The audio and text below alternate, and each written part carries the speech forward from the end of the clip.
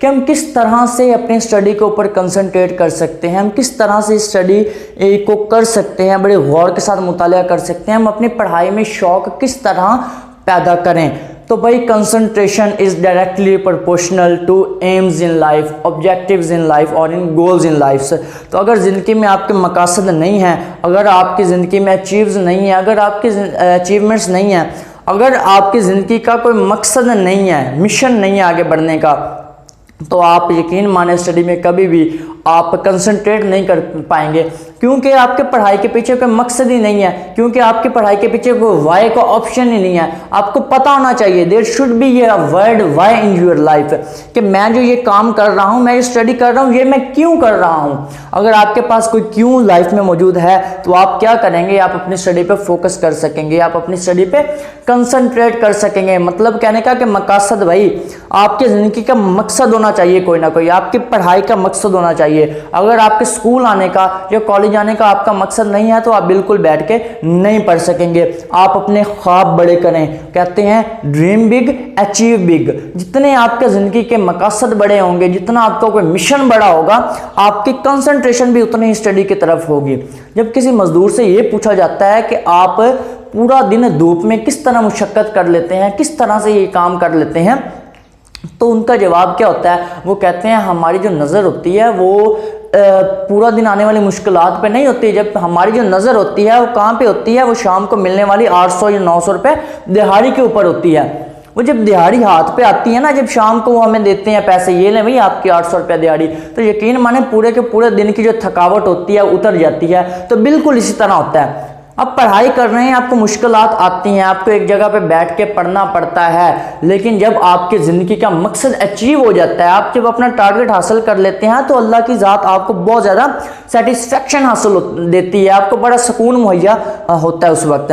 तो मतलब कहने का कि अगर आपकी ज़िंदगी में गोल्स नहीं है, अगर आपकी ज़िंदगी में मकसद कोई आपने तयन किए ही नहीं है, तो आप कभी भी अपनी स्टडी पे फोकस नहीं कर पाएंगे। कहते हैं when you don't know what harbour you are making for, no wind is right wind. जब आपको पता ही नहीं आप जो काम कर रहे हैं वो किस वजह से कर रहे हैं, तो आप ये कैसे पॉसिबल है कि आप उस काम के ऊपर फोकस कर सकेंगे, कंसंट्रेट कर सकें। ये सेकंड थिंग इज डेस्टिनेशन, मंजिल। मेरे भाई आपको पता होना चाहिए कि आपकी मंजिल क्या है। वो मंजिल के जो ख्वाब है ना, वो मंजिल के जो आपको उस मंजिल की जो वर्थ होती है, आपको पता होता है कि ये मंजिल है, वो मंजिल के आपने खुद को डिजर्विंग बनाना है उस मंजिल के। तो मंजिल को आपने जहन में रखना है। जब आपके जहन में गोल्स होंगे, जब आपके जहन में क्या होंगे, डेस्टिनेशन होगी, तो ये आप स्टडी के ऊपर इजीली आप क्या कर सकेंगे, आप फोकस कर सकेंगे। तो चंद एक बातें, उसके बाद हमारे पास चंद टिप्स आपको बताता हूँ। उससे पहले सेंस ऑफ रिस्पॉन्सिबिलिटी, ये वही बात आ जाती है कि यहाँ पे वालिदैन का एहसास होना चाहिए कि आपके ऊपर जो पैसा लग रहा है वो किस तरह से आ रहा है। आपको इस बात का एहसास होना चाहिए कि आपके वालिदैन कितनी मुश्किलात के बाद पैसे इकट्ठे करते हैं और आपके ऊपर इन्वेस्ट करते हैं। बेटा औलाद से बड़ा कोई इंसान का सरमाया कोई नहीं होता। जिसकी औलाद अच्छी होती है तो औलाद का अच्छा होना ही वालिदैन के लिए क्या होता है, बहुत ज़्यादा सुकून का बाइस होता है।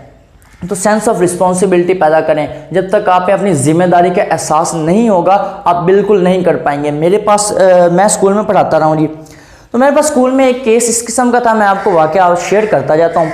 एक बच्चा था, अब बच्चा आता है जी स्कूल में, डेली बेसिस पे अपना काम करता है। एक दिन मैंने पूरी क्लास से मैं पूछ रहा हूँ कि आपका मकसद क्या है, बात हो रही थी इन्हीं मकसद के ऊपर। आप स्कूल में आते हैं, क्या करने के लिए आते हैं। एक बच्चे को मैंने खड़ा कर लिया, मैंने कहा बड़ा होकर क्या बनना है। कहता सर मुझे नहीं पता मैंने क्या बनना है। मैंने कहा स्कूल की करन आना मैं फिर। मुझे कहता है सर मैं ना, मुझे पंजाबी में उसने जवाब दिया, और सर जी मेरा आएगा पाना। पाना कहते हैं पंजाबी में, वो हमारे पास जो होता है वो जहाँ पे जानवर वगैरह बंधे होते हैं और वहाँ पे मतलब चारा वगैरह उन्हें डालते हैं। तो साडा पाना हैगा, उत्ते पूरा दिन मैंने काम करना पैंदा उस्ताद जी। वो पट्ठे अम्मी कहती पट्ठे ले आ, तो कभी उन्होंने पानी पिया दे, तो कभी ढोरा डंगरां कुछ करवा दो, तो कभी कुछ करवा दो।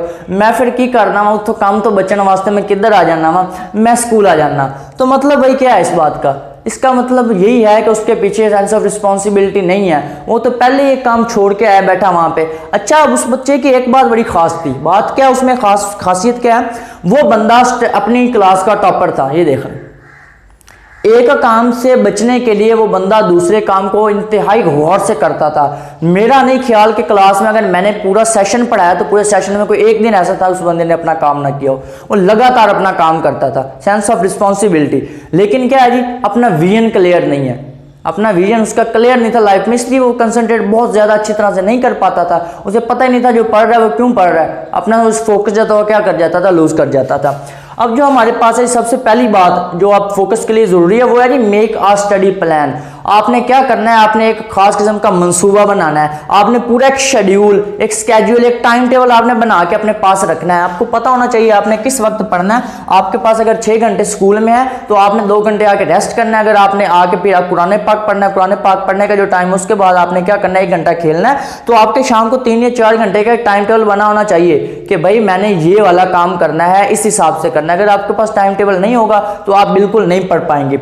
दूसरी बात है ऑर्गेनाइज योर स्टडी स्पेस, कि आपके पास क्या होनी चाहिए, एक प्रॉपर जगह होनी चाहिए बैठने के लिए। बाज़ क्या ऐसा होता है, हम किताब को उठाते हैं, चेयर ली, किताब उठाई और क्या कर ली, चेयर के ऊपर बैठ गए। मेरा एक दोस्त है, उसकी अम्मी हर वक्त ये शिकायत होती थी कि बेटा ये पढ़ता नहीं है, बेटा हर वक्त पढ़ता भी रहता है, इसका रिजल्ट फिर क्या आता है, रिजल्ट फिर इसका 0 का 0 आता है। वो करता क्या था, जिसने किताब उठाई, किताब उठा के बैठ गया एक जगह पे, उसने पढ़ना शुरू कर दिया। एक लाइन पढ़ो, दूसरी पढ़ो, तीसरी पढ़ो, फिर उसके बाद क्या होता, एक पेज पढ़ लिया, उसके बाद उसकी सोचें जो होती थी क्या होती थी, दूसरी तरफ चली जाती थी।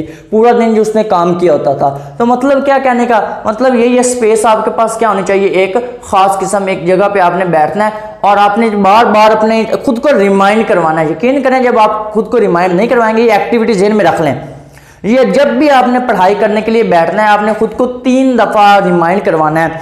थोड़ी देर बाद आपने क्या करना है, आपका जो फोकस होगा लूज होगा, आपकी सोच कहीं और चल जाएगी। आपने कहना है खुद को कि भाई वापस आ, आपने खुद को वापस स्टडी की तरफ लेके आना है। फिर एक दफ़ा इस तरह करना है, मतलब 3-4 दफ़ा ये करेंगे, 3, 4, 5 दिन, 7 दिन, 8 दिन आप करें, इंशाल्लाह ताला आप क्या होगा, आहिस्ता आहिस्ता आपका स्टडी की तरफ फोकस बनना शुरू हो जाएगा।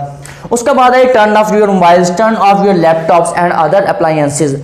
तो अगर आपके पास मोबाइल है, मोबाइल यूज़ कर रहे हैं या लैपटॉप यूज़ करते हैं तो या दूसरी चीज़ें आप इलेक्ट्रिकल की यूज़ करते हैं, तो आपने क्या करना है, जब आपने स्टडी करनी है तो हर चीज़ को एक साइड पे रख देना है। अगर आपको लगता है कि एक साइड पे आपने मोबाइल रखा हुआ है, एक साइड पे बुक रखी हुई है, किताब आप पढ़ रहे हैं, दोस्त का मैसेज आया, आपने रिप्लाई किया और उसके बाद फिर आपने क्या करना शुरू कर दिया, पढ़ना शुरू कर दिया, तो ये बात बिल्कुल गलत है। आप इस तरह पढ़ाई नहीं कर सकते। कहते होते हैं जब कोई काम याद कर रहे होते हैं, जब कोई सबक याद कर रहे होते हैं, लेसन आपको मिला याद कर रहे होते हैं, आपने क्या किया, एक हाथ में आपने कोई बॉल पॉइंट या लेड पेंसिल पकड़ी हुई और याद कर रहे हैं। आपके दिमाग की जो एनर्जी होती है वो 50% उधर लग रही होती है उस काम को करने में और 50% आपकी किधर लग रही होती है, पढ़ाई की तरफ लग रही होती है। तो आपका फोकस क्या होता है, वो लूज हो जाता है और आप अच्छी तरह से स्टडी आप अपनी नहीं कर सकते। उसके बाद है जी हमारे पास डिस्कवर योर लर्निंग स्टाइल। आपको पता होना चाहिए कि आप किस तरह से लर्निंग करते हैं, आपका स्टाइल किस तरह से है। हमारा इसके ऊपर पूरे के पूरे एक लेक्चर्स की सीरीज है कि how to discover your learning style. आपको किस तरह पता चलता है आपका लर्निंग स्टाइल कौन सा है। आपका लर्निंग स्टाइल विजुअल है, आप ऑडिटरी लर्निंग करते हैं या आप किस तरह लर्निंग कर सकते हैं। तो ये चीज़ें अपना लर्निंग स्टाइल दरियाफ्त करें। आप पिक्स को देख के जल्दी करते हैं या चीज़ों को सुन के आप करते हैं, या कोई आपको बताता है कि यह काम इस तरह नहीं इस तरह करना है तो आप उस चीज़ को ज़्यादा पिक करते हैं। तो जब तक आपको अपना लर्निंग स्टाइल नहीं पता होगा आप स्टडी अच्छी तरह से नहीं कर सकेंगे। और इसका एक फ़ायदा ये होता है लर्निंग स्टाइल का कि जब आप स्टडी करने बैठते हैं आप क्विकली पिक करते हैं चीज़ों को। जब क्विकली पिक करते हैं तो आपको वो इंजॉय करने लग जाते हैं आप अपनी किताबों को, अपने सिलेबस को। उसके बाद है ये अवॉइड स्ट्रेस। आपने परेशानी नहीं, खुद पे परेशानी को सवार नहीं करना। बाज़ का इस तरह से होता है हम पूरे दिन की जो थकावट होती है, पूरे दिन के जो हमारी प्रॉब्लम्स होती हैं, हम रात को जब बैठते हैं तो हमारे जहन में क्या हो रही होती है, पूरी की पूरा नक्शा जो होता है वो घूम रहा होता है। पूरे दिन में जो हमने काम किए होते हैं, मैंने वहाँ पे गया, मैं फ़लाँ जगह गया, मैं फ़लाँ जगह गया, तो आपने स्ट्रेस वो आपके ऊपर क्रिएट कर देते हैं। तो आपने क्या करना है, खुद को बिल्कुल काम एंड कूल रखना है। और लास्ट थिंग जो है वो हमारे पास है स्लीप वेल। अगर आप अच्छी तरह से सोएंगे नहीं तो यकीन माने आप अपना काम नहीं कर सकते। एक बंदा है वो पूरी की पूरी रात जागा है, वो सुबह टाइम स्कूल चला गया, स्कूल से वापस आता है, आके 3 या 4 घंटे वो सोया, 4 घंटे सोने के बाद शाम को नमाज पढ़ी, नमाज के बाद पढ़ने बैठ गया, वो किस तरह पढ़ेगा, उसे तो जमाइयाँ आने लग जाएंगी बैठ के।